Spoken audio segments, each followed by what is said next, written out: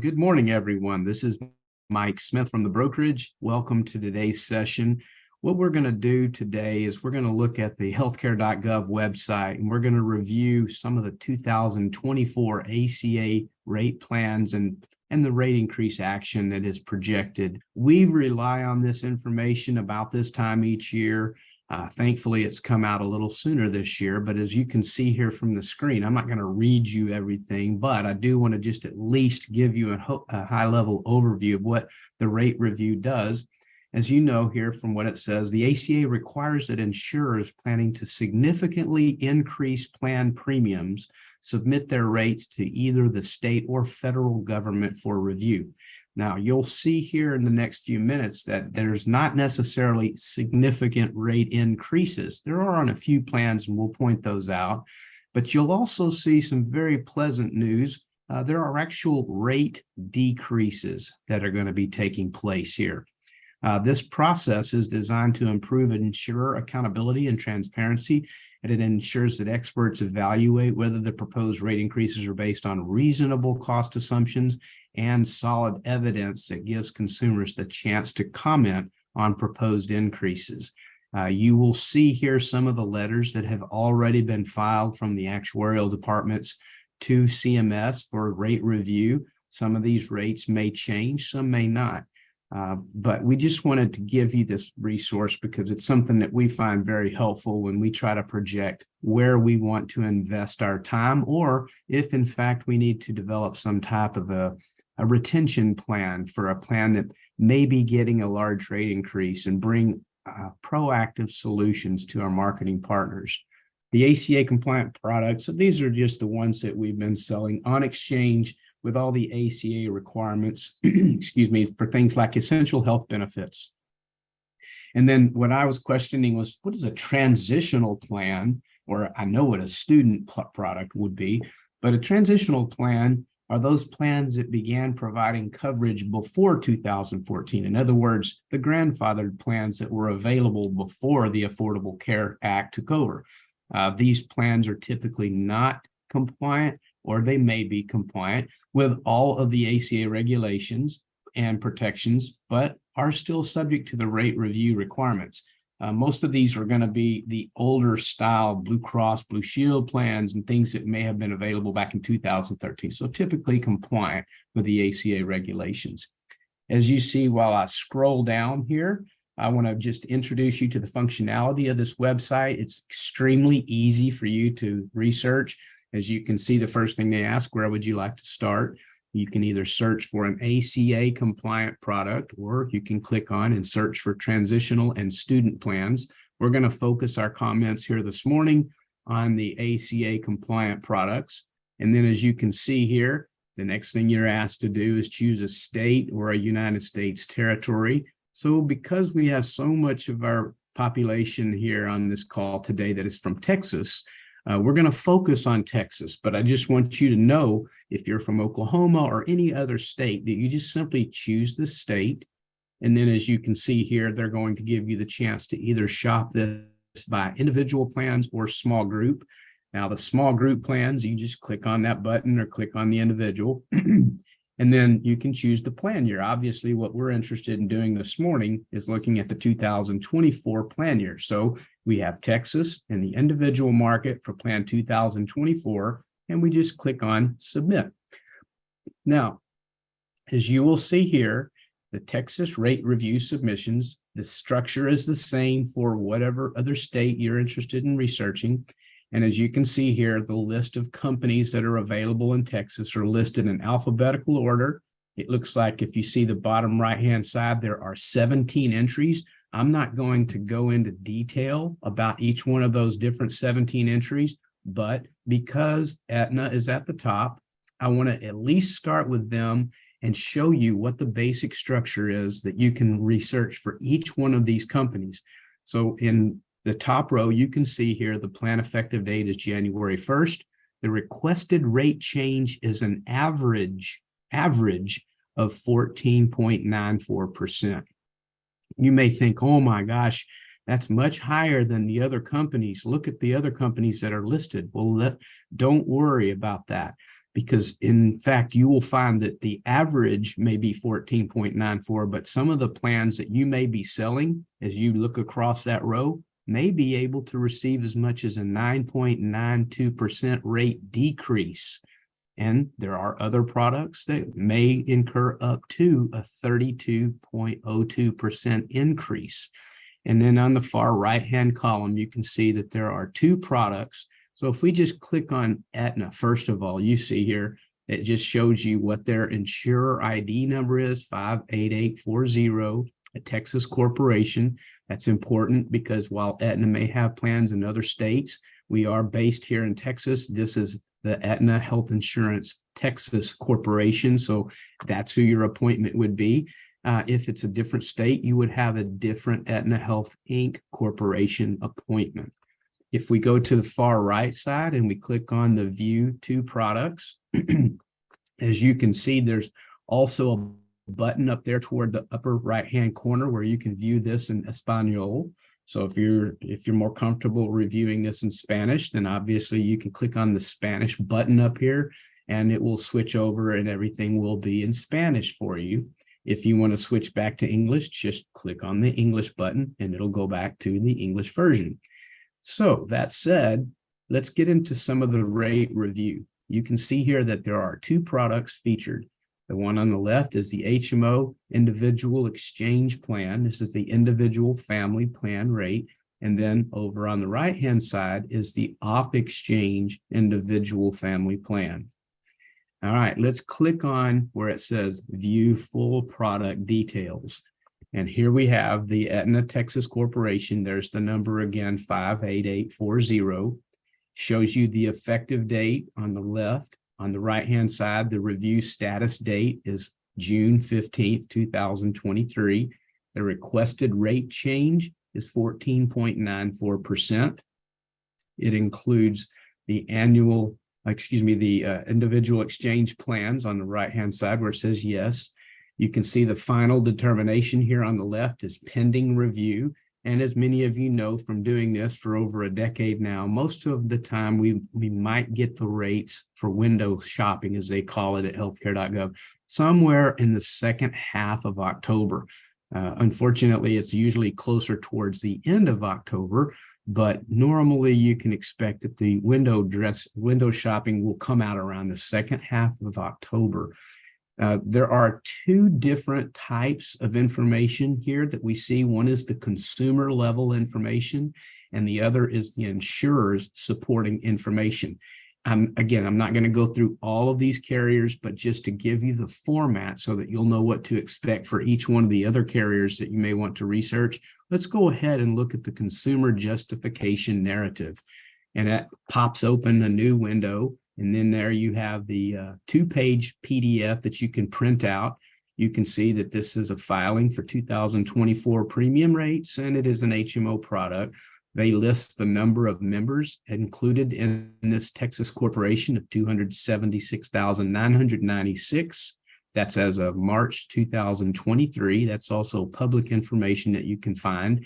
And again, the rate increase ranges anywhere from a 9.92% decrease up to as much as a 32% rate increase. And then the justification of this, and again, I'm not going to read this, but just high level, why we need to modify premiums. The healthcare cost trends are going up. Pharmacy costs are going up. Changing plan designs of deductibles and copays. There could be other things like the provider relationship agreements that were in place, but you can read through this on your own, and then they get into other factors that may affect the premium. This is very helpful information for you to read through, because at the end of the day, you're going to have to answer to your current membership as to why they're getting a rate increase. And keep in mind, while the average may be close to a 15% on this block of business, the rate increases are relative to the cost of care. And the fact that Aetna had such a competitive premium, I don't really feel like that 14.9% rate increase is going to do much to damage in such a manner that you're going to have to move that book of business. But it is important that you know that this rate increase has been filed, and it gives you a chance to be proactive, to look at your own book of business and begin to measure how many people do I have in this block of business, and do I need to begin reaching out to them? And finally, here at the bottom, you can see where the question is answered. What is Aetna doing to keep premiums affordable? These are also talking points that you may share with your customers. A lot of times people won't want to move because they become comfortable with their health plan. Maybe they've got a particular provider that they're going through treatment. They don't want to disrupt that plan of treatment. And so if they get a rate increase that might result in a $10 or $20 or $30 increase in their net premium, it may or may not be worth their time and trouble to move. I can certainly remember back 10, 12, 15 years ago when we were doing underwriting on blocks of business, and we were sometimes getting 25, 35, 40% rate increases. And it was unfortunate because at that point, people were not insurable and they were not able to leave and move. Well, the good news for the Affordable Care Act, as you know, is we do have guaranteed issue, and people can choose to move from one company to another. Back to the front page, let's go in there and look at the insurer's redacted actuarial memorandum. You can see that this is a 23-page PDF that was prepared by the actuarial firm Oliver Wyman, and this is the actuarial memorandum on the 2024 individual major medical single risk pool filing. And I'm not going to read this again. You're not going to have to worry about that. But as you can scroll through here, you might see who filed this, when they filed it. There's the redacted portion, so you might not get everything that you need here, but at least it gives you a peek at what to expect within that book of business from Aetna. So now we're going to look at another carrier, and the easiest way that we found to do that is if you simply click on the change button, it'll take you back to the main ratereview.healthcare.gov website. And once again, we've got our Texas has chosen individual market and submit the search. And this time we can scroll down and we see Baylor Scott & White Insurance Company. Now, here's where I want to throw a little bit of caution to you. Do not just think that one company is called only one name, because that company, Baylor Scott & White Insurance Company, if we scroll down the list and go down to page 2, you see that there's another submission from Scott & White Health Plan. And we're going to get to that in just a minute. But I want to point out, do not take things always for face value, because there's simply more to the story. So if you come in here and click on Scott & White, you see that the name of the insurance company, Baylor Scott & White Insurance Company, with the insurer ID of 3755. And when you come in here, you see that they're taking a 1.8% rate increase on the individual bronze EPO plan. All right. So again, going back in just to navigate through, simply put, to go back and let's look at Blue Cross. What is Blue Cross doing? Amazing. A 0.24% overall rate decrease. But more importantly, when you look across that row, you see the current range of rate increases could be anywhere from as little as much as an 8.79% decrease to as much as a 3.282% rate increase. So let's take a look and see. We see that the products here that are listed, the Blue Advantage HMO and the Blue Advantage POS, the point of service. And as you can see here, very good news, because I know a lot of you have a lot of business on the books with Blue Cross. And the beautiful news today is that most likely that book is solid and will be solid going into 2024. As many of you know, if you've been writing with Blue Cross for quite some time, over the last several years, they've actually been issuing rebate checks. And we've urged them to just perhaps consider reducing their rates to get more in line so that they can avoid the expense of having to figure rate rebates and then cut the checks and mail them out, which is a huge undertaking. So I'm very pleased to see that in the year 2024, it looks like your Blue Cross Blue Shield book of business is going to be on solid ground. Let me also just take this time to remind you that each year we always do a solid review of each one of the carriers sometime in early September. So you can pencil in September 7th at 10 a.m. We'll be sending out an email to invite you all. We're going to get into the details of each one of the plans and the designs and what to expect as far as formulary changes or any other changes that may occur. That'll be on September 7th. So we're doing it earlier than we have ever been able to, which is great, simply because a lot of times the carriers will wait as long as they can to reveal their hand as if they're playing poker. But this year, we're finding the ACA companies are being more aggressive about bringing their benefits to the marketplace so that we can not only secure what we have on the books, but also take a look at areas in which we may find where there are large uninsured populations and perhaps develop marketing plans to target those areas. All right, back to the list. Who is Celtic Insurance Company? We see that they're called Celtic Insurance Company. But what happens if we click on over here that they're going to review the 3 products? It looks like they're taking about a 7.68% rate increase on the average. But when we click on those products, we find Ambetter. Keep in mind, just because the parent company is called one thing doesn't necessarily mean that the individual insurance company may be known by a different name by state. So if we click here, we see the Ambetter rate increases averaging about 7.71%. Again, if you click on the link, there's the consumer justification narrative, 2 pages. You can scroll through here and review everything as far as what the average premiums were in 2022. You see that there's a proposed rate increase of about 7.7% that applies to approximately 314,000 individuals. Okay, so probably a little bit more information than we can all try to remember right now. But again, the purpose here is to at least expose you to the fact this website does exist, ratereview.healthcare.gov, and it is a very helpful tool for us to be able to give you ideas about what you might want to do and how you should protect your existing book plus grow your book of business. So cruising on through here, we get to Christus Health Plan. As you can see from the screen, they're taking about a 1.4% rate decrease. You can come in here and review each one of their different plans. So if you've got a book of business and you write a lot of the CHP, TX, Silver HD, you see that they're getting a 1.65% rate decrease, or scroll through and identify whichever plan it is and identify what products that you have sold and in place, and be able to proactively reach out to your database and talk to your folks about what to expect for 2024. Last year, we saw a big splash from Cigna Healthcare of Texas come into the state of Texas. Again, we're just focusing on Texas rates this morning, but you'll see that they're also scheduled for an average 12.4% rate increase. I look at that and I think, okay, that probably just brings them back into fair market value premium. I don't panic when I see things like that, or the top of the list with an Aetna almost 15% rate increase, because I know enough about these companies, their base rates, and what they're trying to do to manage the risk, that I don't think that that's going to cause much disruption.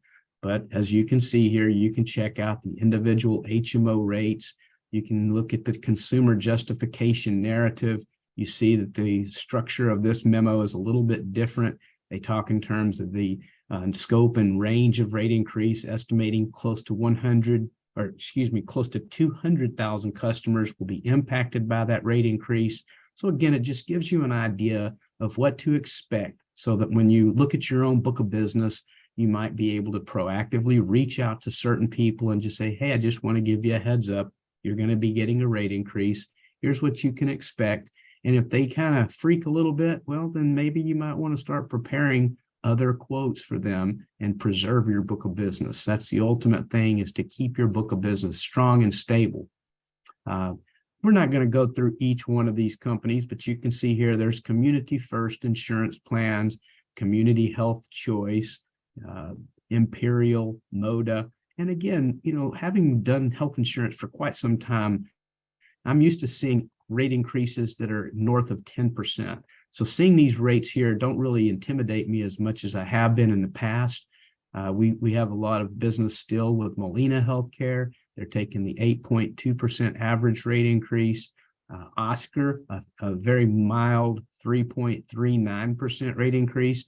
And we get back into what I was saying earlier with Scott and White Health Plan. And you see here the insurer ID is different than the one earlier when we reviewed Baylor Scott and White. But again, you can click on the individual plans. You see that they're featuring the bronze 6,900 and also just the overall general health insurance marketplace HMO plans scheduled for about a 1.2% rate increase. This came as extremely good news for our staff. We were a bit scared that maybe Scott and White, which admittedly took on a lot more business than what they thought in 2023, might have some more aggressive rate increase action. But as it turned out, it's a very mild rate increase. And we're happy about that because we're trying to make sure and build strong, stable books of business for our carrier partners. You see also there's Sendero taking about a 10% rate decrease. And then there's Superior Health Plan. Well, who are they? If we go back in there, now we get into Ambetter again. So what I was saying earlier, where it was tabbed under the Celtic Insurance Company, make sure that you're doing complete research on all of your products. You see the Ambetter Virtual Access scheduled for a 4.79% rate increase. And then it breaks it down by county. Ambetter Value Dallas at 2.27, Ambetter Value Austin 1.18. And then we see what happens with Ambetter Value San Antonio with a 27.61% requested rate change. I am going to just suggest to you that that might cause a little bit of shopping, and it would probably be a very good idea if you have an Ambetter contract and you sell that value plan in San Antonio. You might want to consider what your options are. Obviously, we are not encouraging people to switch. However, based on one's budget or perhaps their healthcare needs, or maybe they've got a provider switch that they need to change from another to another provider, I'm going to suggest that that product right there in San Antonio may be vulnerable. So try and be proactive about that. And then lastly, we see the Ambetter Value Plan in Houston, a very mild 5.25%. And as I look at these rates, I think to myself, we're fortunate because, as we all know, COVID really changed our lives. And between 2000 to 2022, there were a lot of elective surgeries that were not performed. And because of that, there was a pent-up healthcare demand. And the industry prognosticators were projecting that there would be very high demand of healthcare, which would ultimately result in a high rate increase factor. And as you can see here, for what we are reviewing, this has been a very pleasant surprise to see that the rate increases were not nearly as aggressive as what the prognosticators had tried to project. Lastly, let's take a look at United Healthcare. There's a couple of products here. I know a lot of people have written a lot of United Healthcare over the last couple of years. I'm going to say I think United Healthcare is going to be a winner in 2024. I might be a little bit over my skis on how much of a winner, but I'm just going to suggest to you that you might want to keep your finger on that pulse.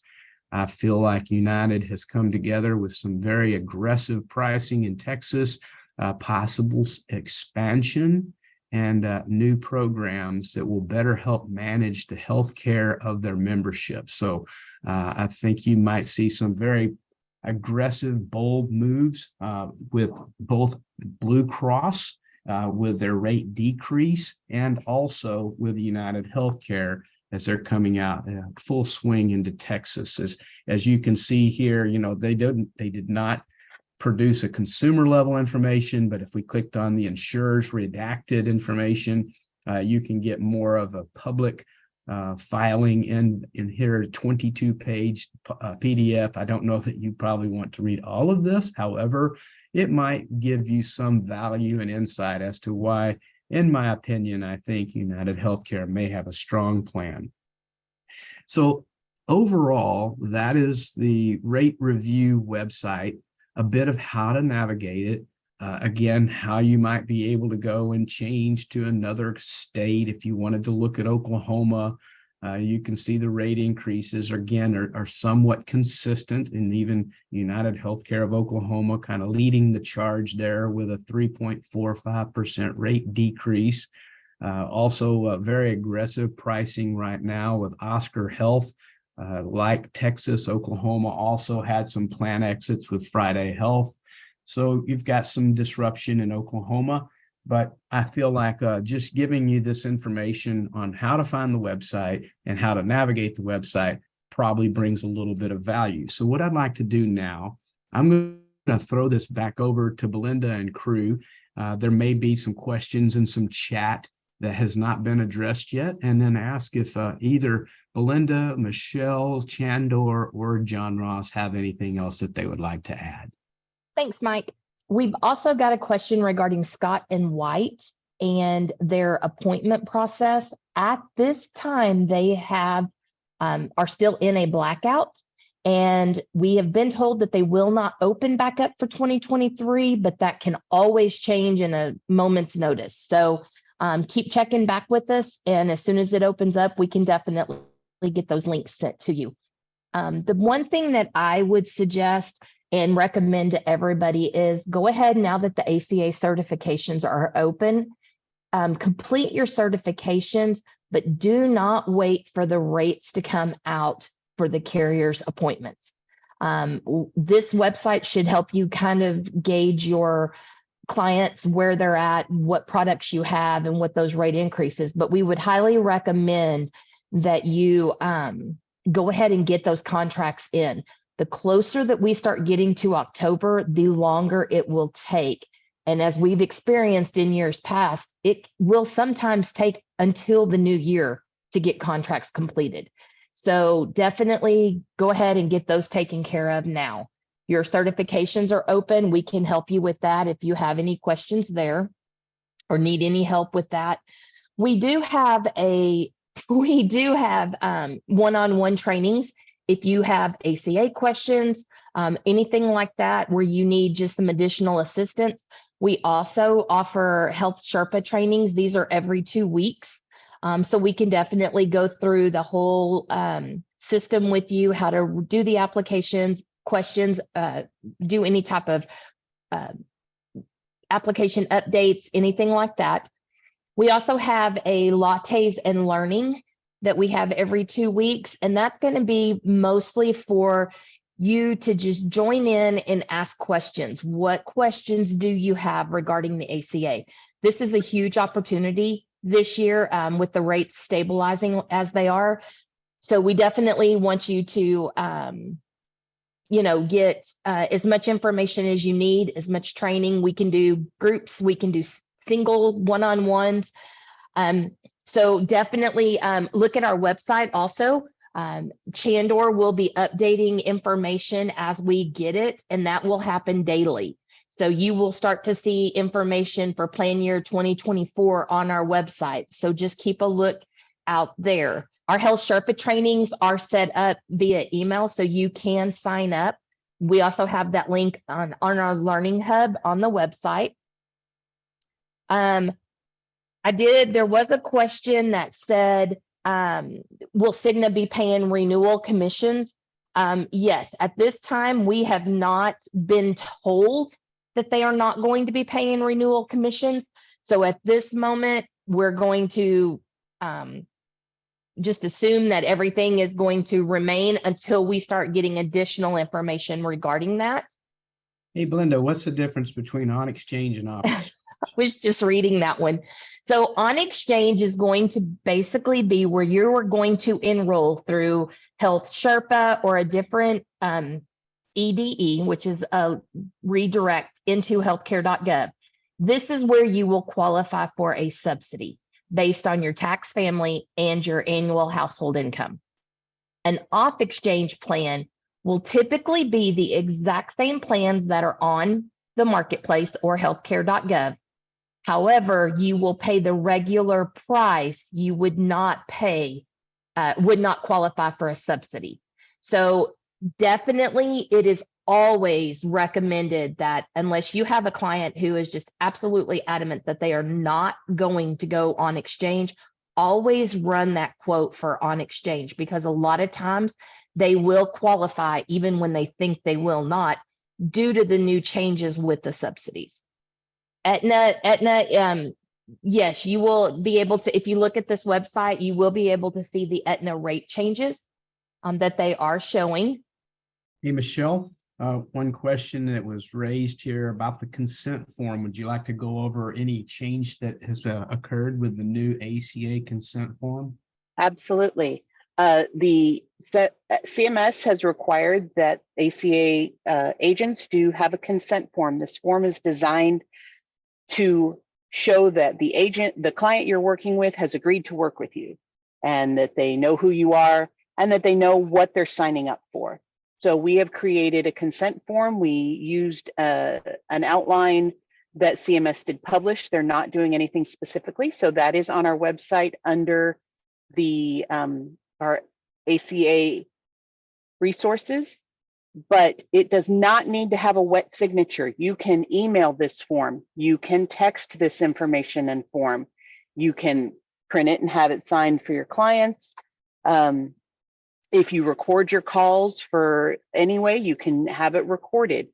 Technically, a verbal consent is significant or sufficient, but if you only have a verbal consent and you did not record it, that's going to be difficult to prove. This form does not need to be uploaded anywhere. It's not going to be part of your application. So if you complete the form and nothing ever happens on the account, all you have to do is save some sort of digital copy of it for 10 years. If something does happen, if someone goes on to Health Sherpa and steals one of your clients, your client comes back to you and says, I told you I made $50,000 and you put in 30, you can say, look, I've got it right here. You guys can take that form to the marketplace and say, this is my agent of record. I don't know who this other NPN is. Please kick them off the account. So it's really just to help people. The primary function is to help against these hackers that are getting in there and stealing clients. But it does also help you make sure that your client agrees to the numbers that they told you.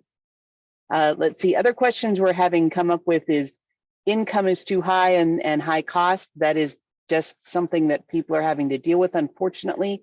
Do make sure that you've checked the income recently, because ever since they expanded the percentage that people can still get tax credits, I mean, they've expanded it a lot. I've had individuals getting $80,000 a year and still getting a tax credit. No, there are no new carriers entering the market. Between Health Sherpa and Blue Cross Off Exchange, that is a contract that Blue Cross has to sign with Health Sherpa. So that is why there's a limited number of carriers for Off Exchange on Health Sherpa. You'd have to take that one up with them. You do not have to recontract carriers if you've already contracted them for last year. If you are with you do have to redo your FFM certification every year. And Belinda forgot to mention that we still have a contest going on.